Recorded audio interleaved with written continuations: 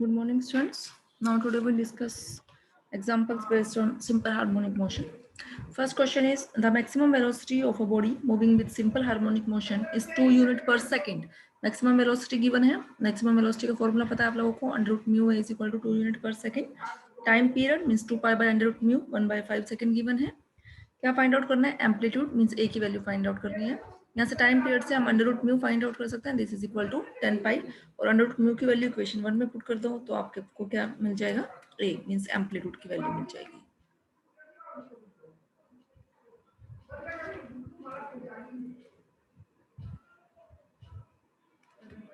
Wait students, there is some problem. Okay. Second question is show that particle executing simple harmonic motion requires 1/6 of its period to move from the position of maximum displacement to one in which displacement is half the amplitude. इसमें हमें क्या दिखाना है कि particle जो simple harmonic motion execute कर रहे हैं उसको कितना टाइम पीरियड चाहिए? 1/6 of its period executing simple harmonic motion. और कितना है? 1/6 of the its period to move फ्रॉम कहाँ से कहाँ तक मूव करने में?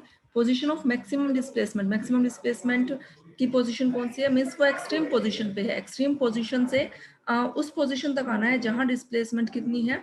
एम्पलीट्यूड का हाफ है. मैक्सिमम डिस्प्लेसमेंट हमने क्या एज्यूम की है? That x is the maximum displacement.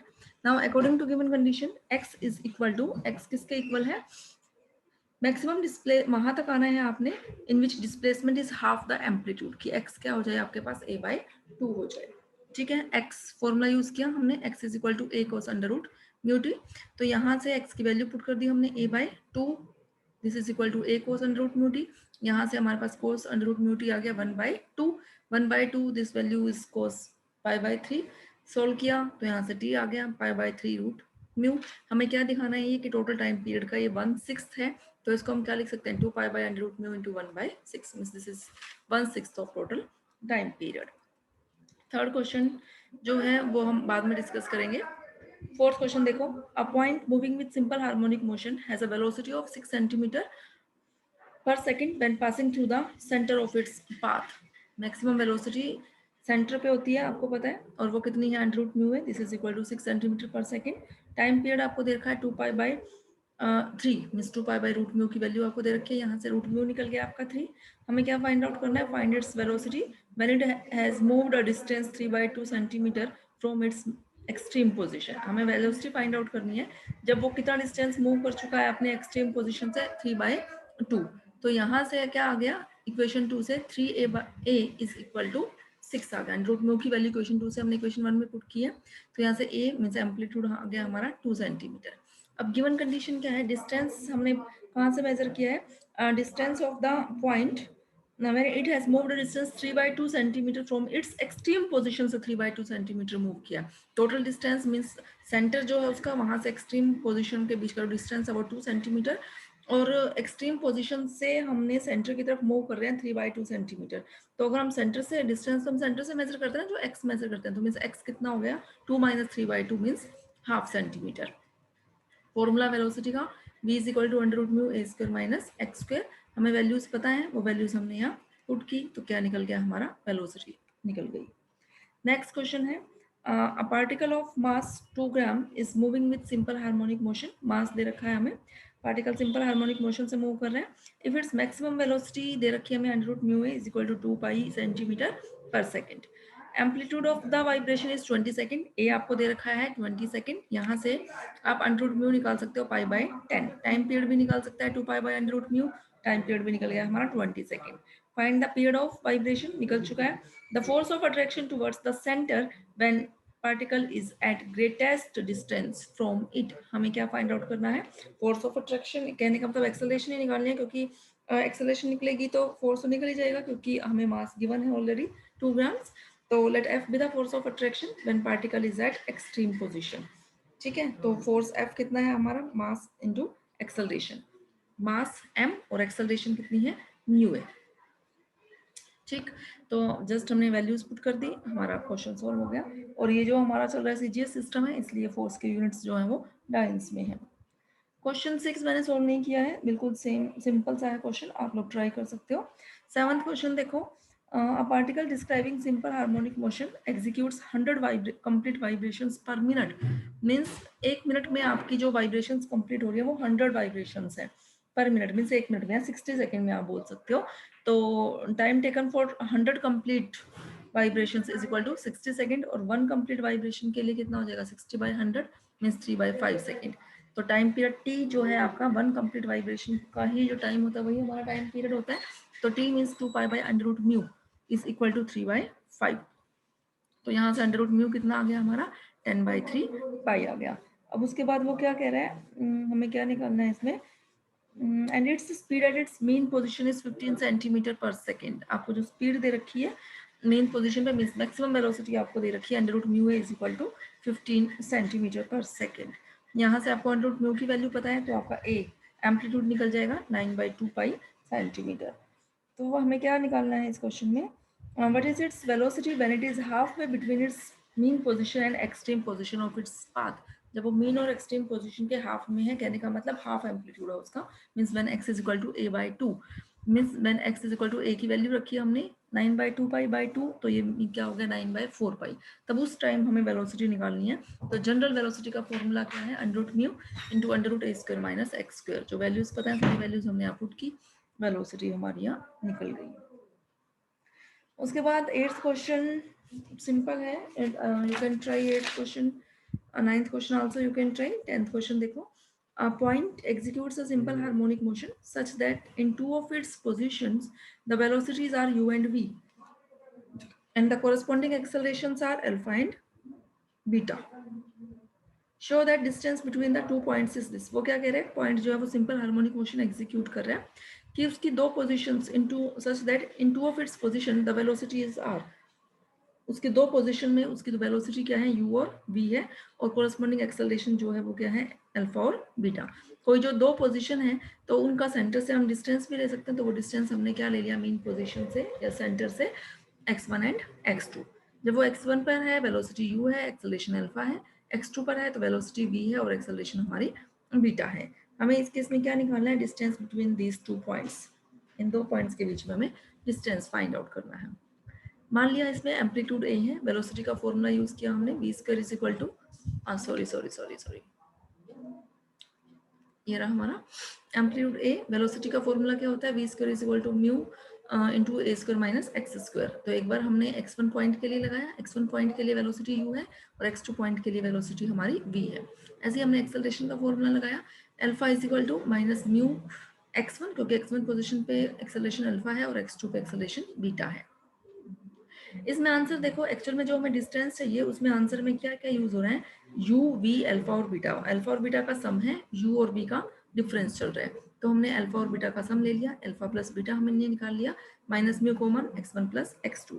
और हमें क्या चाहिए u² माइनस v². तो इक्वेशन 1 और 2 को सब्ट्रैक्ट कर दिया, सोल्व किया इसको. जस्ट हमने सोल्व करने के बाद राइट हैंड साइड लेके हमने सोल्व करना है और लेफ्ट हैंड साइड निकालनी है. तो u² माइनस v² को अल्फा प्लस बीटा से डिवाइड किया तो हमारे पास क्या आ गया, x2 माइनस x1 आ गया, मीन्स डिस्टेंस आ गया बिटवीन टू पॉइंट्स. ऐसे ही जो इसके सेकंड पार्ट है, जैसे टाइम पीरियड हमें निकालना है कि 2 पाई इंटू दिस. आपको पता टाइम पीरियड का फॉर्मूला क्या होता है, 2π/√μ.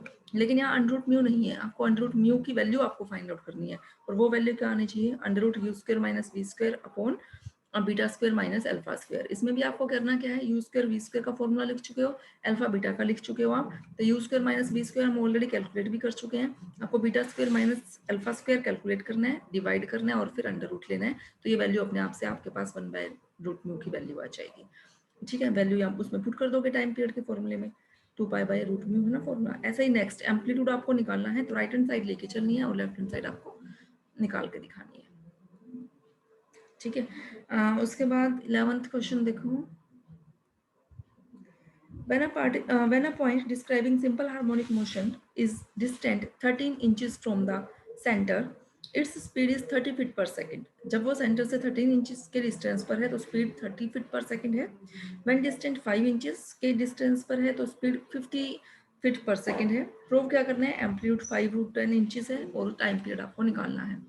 एम्पलीट्यूड हमने ए से रिमूव कर दिया, वेलोसिटी अगर हमें सेंटर पे निकालनी है तो हमें पता है कि वेलोसिटी मैक्सिमम होती है अंडर म्यू ए है। अगर एक्सट्रीम पोजीशन पे है तो हमें पता है वेलोसिटी मिनिमम होती है 0 होती है। और बीच में इन बिटवीन किसी भी पॉइंट पे अगर हमें देखनी है तो हमारे पास वेलोसिटी का फॉर्मूला क्या है, v square is equal to mu into a square minus x square, क्योंकि इस एक्स पर ही डिपेंड होते हुए हमने मैक्सिमम और मिनिमम वेलोसिटी कैलकुलेट की थी।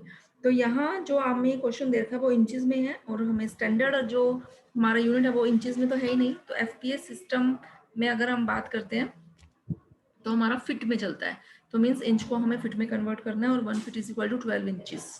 रिलेशन बताया आप लोगों को। तो डिस्टेंस जो हमारा 13 इंचेस था उसको हमने फिट में कन्वर्ट किया और 13/12 फीट डिस्टेंस पे जो हमारी स्पीड थी वो 30 फीट पर सेकेंड है। रिलेशन जो वैल्यूज हैं वो हमने इस इक्वेशन 1 में यूज की हैं। तो ये 900 is equal to mu into a square minus इस एक्स स्क्वायर की वैल्यू रखी। Similarly when particle is at a distance 5 inches from the center, then velocity is 50 feet per second। ठीक है, तो ये तो आपको 50 ही दे रखा है। तो ये तो क्या बन गया फॉर्मूले में, फिर हमने यूज किया इक्वेशन 1 वाला रिजल्ट यूज किया, उसमें जस्ट वैल्यूज पुट की। इसको हमने सोल्व करना है, सोल्व करके हमारे पास म्यू की वैल्यू आ गई। फिर हमने ये फॉर्मूला उसमें यू पुट की वैल्यूज, हमने ए निकाला हुआ है, जो हमें रिक्वायरमेंट है टी निकाल रखा है। क्वेश्चन बाकी आगे सिंपल है सोल्व करना। इसके बाद 12th क्वेश्चन देखो, a point executing simple harmonic motion passes through 2 points A and B. Particle जो सिंपल हार्मोनिक मोशन एग्जीक्यूट कर रहा है वो 2 पॉइंट्स ए और बी से पास कर रहे हैं 12 इंचेस अपार्ट। पॉइंट ए और बी जो है उन दोनों के बीच का डिस्टेंस जो है वो 24 इंच है विद द सेम वेलोसिटी। जो पार्टिकल पास कर रहे हैं पॉइंट ए और बी से वो सेम वेलोसिटी से मूव कर रहा है। Having occupied 4 seconds in passing from A to B. A से बी तक पास होने में वो कितना टाइम ले रहा है, 4 सेकंड का टाइम ले रहा है। After another 4 second it returns to B. A से बी तक जाने में तो 4 सेकंड ली और दोबारा से अभी वो फिलहाल बी पर है और after another 4 second it returns to B, और 4 सेकंड के बाद वो दोबारा बी पर आ गया। इसका मतलब वो आगे भी मूव किया होगा उसने। तो ये हमने पॉइंट डी दिखा रखा है कि वो बी से डी तक गया और डी से जब वापस बी तक आया तो टोटल टाइम उसको 4 सेकंड लगा। Means B to D and D to B, total time 4 second है। Find the period and amplitude. आपको टाइम पीरियड और एम्पलीट्यूड इसमें फाइंड आउट करना है। ठीक है, अब पार्टिकल जो है वो सेम वेलोसिटी से मूव कर रहा है पॉइंट ए और बी पे और दोनों ही इक्वी डिस्टेंट पे हैं ओ से। और ए और बी के बीच का डिस्टेंस हमें 24 इंच दे रखा है, मीन्स 2 फीट है। तो इसका मतलब ए ओ और ओ बी ये इक्वल डिस्टेंस पे है, मीन्स 1 फीट इनका डिस्टेंस है। Time from O to B हमारा हाफ हो गया, क्योंकि ए टू बी जो हमें टाइम दे रखा है वो हमें कितना दे रखा है, 4 सेकंड दे रखा है। और पार्टिकल जो है आपका सेम वेलोसिटी से मूव कर रहा है। तो ए टू बी उसको जाने में जितना टाइम लगा तो इसका मतलब ए टू ओ जाने में उसको उससे हाफ लगा, क्योंकि डिस्टेंस भी सेम है इनके बीच का। और ओ से बी तक जाने में भी उतना ही टाइम लगा उसको। तो कहने का मतलब ओ से बी तक जाने का जो उसका टाइम है वो कितना हो गया, 2 सेकंड हो गया। फिर हमें क्या दे रखा है कि बी टू डी और डी टू बी वापस आने में उसको टोटल 4 सेकंड लग रहा है। तो इसका मतलब बी टू डी जाने का टाइम भी उसका हाफ हो गया, क्योंकि पहले बी से डी पे गया फिर डी से बी पर आया, तो टोटल टाइम 4 है। तो बी से डी तक जाने में टाइम कितना हो गया उसका, फिर 1 बाय मीन्स जो 4 था 4/2 मीन्स हाफ ऑफ 4 मीन्स फिर क्या हो गया, ये 2 हो गया। इसका मतलब जो हमने टाइम कैलकुलेट कर लिया O to D, O to B हमने निकाला 2 सेकंड, बी टू डी हमने निकाला 2 सेकंड, तो ओ टू डी जो है वो टाइम कितना आ गया हमारा 2 + 2 मीन्स 4 सेकंड। ओ से इस ओ से डी तक जाने का टाइम हमने क्या देख लिया, 4 सेकंड। और डी जो है वो हमारा एक्सट्रीम पोजीशन है, क्योंकि डी से पार्टिकल जो है वो रिवर्स बैक आ चुका है। ठीक है, अब ऐसे ही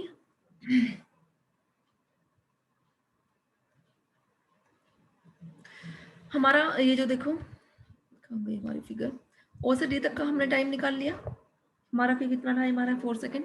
सिमिलरली सी भी हमारी एक्सट्रीम पोजीशन है। अब ओ से ए तक जाने में उसको कितना टाइम लगा, 2 सेकंड, क्योंकि हाफ हाफ डिवाइड किया था ना हमने। ऐसे ही क्योंकि ये एक्सट्रीम पोजीशन है तो जितना डिस्टेंस ये ओ से डी तक है उतना ही ये ओ से सी तक है। जितना टाइम उसको ओ से डी तक जाने में लग रहा है उतना ही टाइम उसको ओ से सी तक जाने में लग रहा है। मीन्स ये भी कितना हो गया आपके पास 4 सेकंड। अब 1 कंप्लीट ऑसिलेशन कंप्लीट कब होगी आपकी, जब ओ से डी तक जाएगा, फिर डी से सी आएगा और सी से फिर वो ओ आएगा, है ना। तो देखो पहले वो ओ से डी गया 4 सेकंड लगी, फिर डी से ओ आएगा तो भी 4 सेकंड, फिर ओ से सी गया अगेन 4 सेकंड और सी से ओ आया अगेन 4 सेकंड। तो 4 × 4 मीन्स टोटल टाइम पीरियड जो है वो हमारा कितना हो गया इसमें 16 सेकंड। तो ये टाइम पीरियड हमने इसमें निकाल रखा है, t = 4 × time from O to D mean 16 second. Time period का फॉर्मूला पता है, यहाँ से हमारा हमने क्या निकाल लिया, √μ। ओ भी हमें पता है 1 फीट है टाइम ओ टू बी का टाइम जो है वो भी हमें पता है 2 सेकेंड्स है, तो हमने रिलेशन यूज किया x is equal to a sine under root mu t, क्योंकि जो हमारा